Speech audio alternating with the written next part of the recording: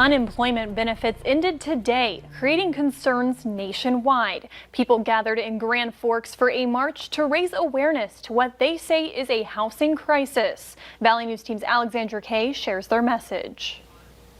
What do we want? Housing! When do we want it? Now! Rent is due just as unemployment benefits are canceled, bringing marchers to Grand Forks to voice their concerns. It's a matter of life or death in the winter, for sure.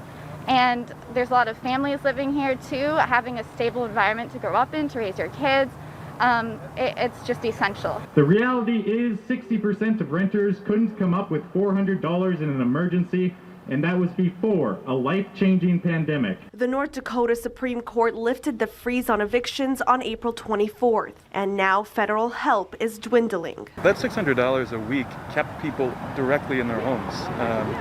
It allowed them to pay for their rent without having to worry about rationing food, about rationing medicine, about not being able to see a doctor. The group called on leaders of Grand Forks and North Dakota to step up assistance during the COVID-19 pandemic. We need an eviction and foreclosure moratorium now. We need to cancel rent and mortgage payments now.